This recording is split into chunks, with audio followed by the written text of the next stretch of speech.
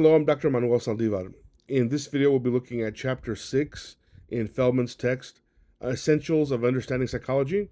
This is a chapter where Feldman discusses the nature of and the process of creating memories. The process of forming memories always begins not actually in our minds or in our brains, but in the world around us.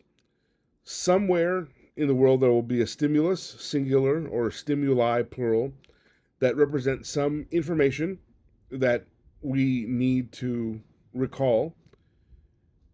This information will hit one or more of our senses: sight, hearing, taste, touch, and we as humans will perceive that information or that stimulus. This is a key point because if we don't allow something into our brains, into our working memory, which is the next step of the process within the brain, if something doesn't make it as far as our working memory, then we'll never be able to learn it, to create a memory. I dwell on this point because a big challenge a lot of college students have is they often have the misunderstanding about how memories work. And so I've had many students in my 20 plus years of teaching say things like, well, I'm struggling in this class. I'm not really sure what's going on. I kind of get lost, but I'll keep going to class and keep sitting there listening to the professor, and hopefully at some point things will make sense. The idea there is that being in the vicinity of, being around someone discussing calculus or US history or psychology or whatever, that proximity is enough to help you learn. And it's not really the case. You have to actively pay attention to bring in information, to perceive that information, let it come into your working memory, or else you'll never be able to recall or retain that information. Moving on, let's be sure that we're clear on what we mean by this concept of working memory, also sometimes called short-term memory. Your working memory, short-term memory, you can think of metaphorically as a desk that exists in your mind. And just like in the real world, typically when we're sitting at our desk working on something, we're not going to have everything we own, all of our school notes and textbooks and laptop and everything on the desk at the same time, right? That would be difficult. It would be difficult to work that way. There's a lot of clutter. Typically, when we're sitting at a desk working on something, whether that something is finishing an assignment, writing a paper, studying for a test, we'll try to have only the things we need for that process, for that task, with us at one time on the desk, right? We might have a laptop so we can take notes or look at notes, maybe pencil, paper, one textbook or a couple of books that are related to the topic, and then maybe some notes. Because that's all we need for that process. Your working memory is like a desk in your mind. It takes in this information that we're perceiving, and that information stays in working memory or short-term memory. It's kind of floating around in that space. Also, working memory can go back into our long-term memory, information that we have encoded over time that ends up in long-term memory.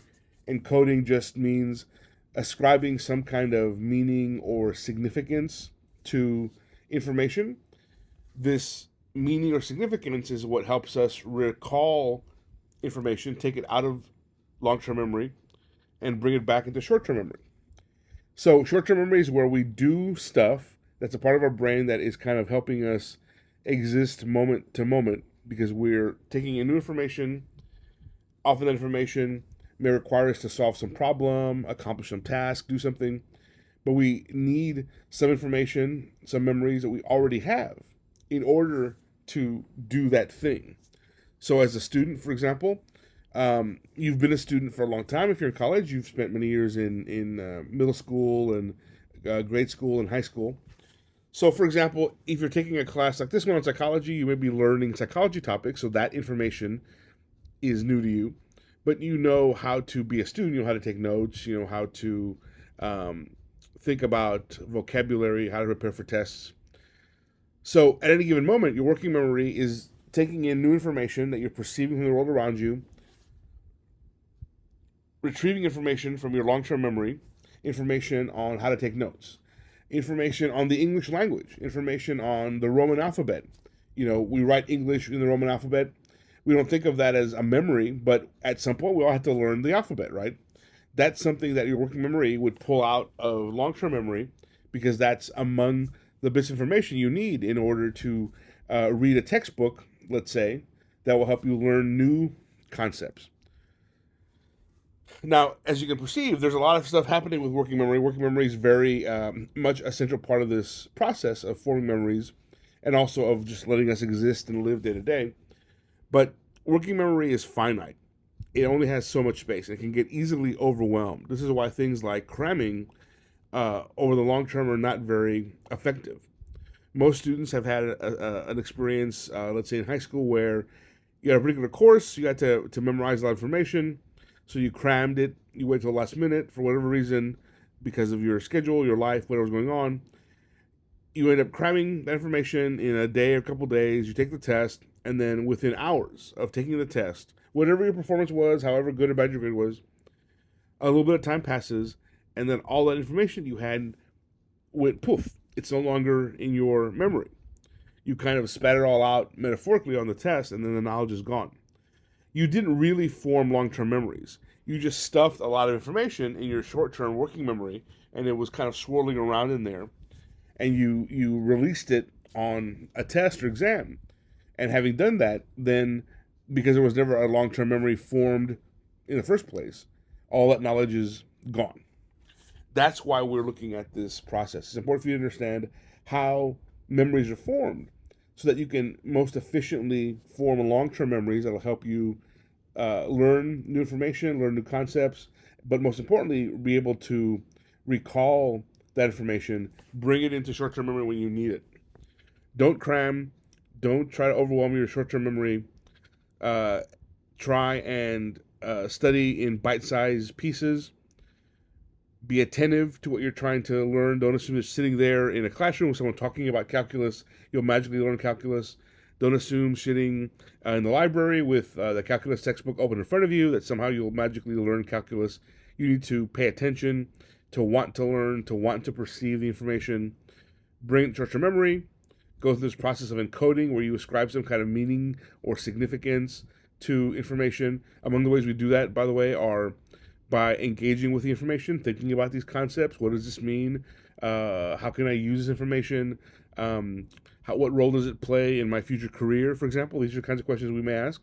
And good learners do this. Good learners ask these questions, successfully encode information, commit it to long-term memory so that they're able to retrieve it later when they need it. By the way, forgetting can happen during any part of this process once information gets a short-term memory. So this is a limitation all humans have. It's natural for us to have some amount of forgetting, especially over long periods of time. But again, the more that we focus, the more that we're conscious of this overall process, the easier it is for us, not easy, but easier to minimize the amount of forgetting that takes place. There are different types of memories that are displayed on the screen. I'm not going to go into a lot of detail in this video. The point I wanted to break up here and why I'm referring to these different types of memories is because you'll notice if you look at the different kinds of memories, let's say declarative, so these are all examples of long-term memory. Let's look at declarative memory as one example. Declarative memory is factual information. Example, George Washington was the first president of the United States. That's just a factual bit of information. Most of us will have an aptitude that takes us, or we gravitate towards one kind of memory versus another, is one that we tend to have a relatively easier time. Again, not easy, but easier compared to other things. It may be relatively easier for us to remember certain kinds of knowledge versus others. This is because different types of memories, different kinds of knowledge will often sort of correlate or match up to different kinds of thinking. So you see declarative memories about factual information. If you're someone who is much more of a hands-on learner, someone who needs to be able to manipulate things or work with things with their hands, literally or just metaphorically, kind of handle information and look at it from different perspectives before it starts to make sense, you may, here in the orange box, you may have an aptitude or be stronger, better at remembering procedural memory, skills and habits, and examples like riding a bicycle. Now, it doesn't mean that you, if you're strong in procedural memory, doesn't mean you can't ever learn declarative knowledge or vice versa. It just means you may have an aptitude. So you want to be conscious of where your aptitudes lie in terms of different skills, different abilities, because those will affect the relative ease with which you form memories about that kind of information. So, put a different way, if I know that I struggle with procedures and I'm taking a lab class for one of my science classes, and I know that I struggle with the lab procedures, safety and so forth, how to properly mix different chemicals, whatever the task is. If I go in the situation pretending, telling myself that it's just any other class, just memorize stuff and I'll be fine, it'll just be a bunch of declarative memory, declarative knowledge, then besides the fact that I'm kind of not being truthful with myself, I probably won't be the proper mindset to really learn if I'm not open to the fact, okay, this lab requires me to think about things a different way, or think about different kinds of information, form different kinds of memory, procedural memory rather than declarative memory. So I may need to approach this a different way. I may need to keep my mind open to different techniques or doing different things that will help me be successful in this class versus some other class. It's easy to tell ourselves that, if I can find one technique, one study habit, one approach to taking tests, one approach to writing papers, one whatever, I've learned the secret and I can use that for all my classes and I'm all set. That's not necessarily the case. Sometimes we may have to use different approaches, think about things in different ways in different courses, because the knowledge may be different, procedural or declarative knowledge versus procedural versus semantic versus episodic or whatever. And so I need to find an approach to remembering, an approach to studying, learning that makes the most sense for me. Let's review these ideas. So first, memories form through a process that we've described. It begins with encoding, so that's knowledge that makes it through short-term memory. The encoding process, we ascribe some significance, some meaning to that information that lets that information end up stored in long-term memory. And then our working memory can retrieve that information from long-term memory if it's useful for a particular task or issue or concept that we're trying to grapple with, to understand or to do something. That's where working memory and long-term memory have a connection and interaction. Remember, something that's not perceived in the first place will never be remembered.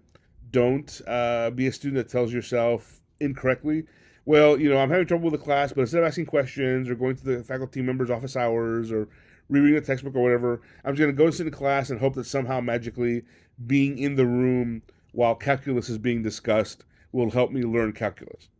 That might work, but I wouldn't bet any money on it. It's more likely that you need to learn how to actively pay attention, how to actively seek out these perceptions of information. Let's say a calculus class. You may not find it interesting, you may think it's boring, you may not understand the professor because they have an accent you're not used to, or whatever. These are challenges, yes, I'm not glossing over the facts that they're challenges, but if you need it for your degree or it's just part of succeeding in college, you've got to learn a certain topic, like calculus, let's say, you've got to learn that topic. That's just the way it is. So it's up to you to figure out what approaches can I use to help me try and be the most effective learner in this class. And one of them is not going to be just sit there and hope that things seep into my brain. You need to actively engage, seek out information. Then you can bring it into your mind, your brain, process it, and try to make sense of it. But remember, again, if we don't perceive information and let it get at least as far as working memory, we're never going to have any chance of remembering it. Just being around someone talking about or discussing a certain subject doesn't guarantee that we're going to learn it. Different kinds of memories will depend on different kinds of cognition or thinking, because knowledge itself, information itself, differs. And we used examples of procedural information or procedural knowledge versus semantic versus episodic versus declarative. I don't want to get bogged down in the vocabulary. The big takeaway here with this final point is that we will probably have an aptitude or an ease or a preference to learn certain kinds of stuff versus others. That's just natural. Don't try to apply techniques or approaches you use to learn in one subject to another automatically. It might work. You might be able to do the same thing in a government class in terms of studying, learning. You might be able to do the same things in a government class that you did in your English class, but maybe not. And if the answer is not, instead of trying to keep forcing, trying to make an approach to learning, an approach to forming memories, because that's what learning is, right? Forming memories. Instead of trying to make something happen that isn't really ever going to fit, you may have to, especially as a college student taking on this challenge of being in college, you may have to find new ways to think about learning different things, because the memories you need to form, the stuff you need to remember, different kinds of knowledge is different. The techniques you can use to remember math equations may not work in helping you remember names and dates of U.S. presidents in a history class. This concludes our discussion of the ideas from this chapter in Feldman's text. I hope you found them helpful in preparing you to read the chapter. Good luck.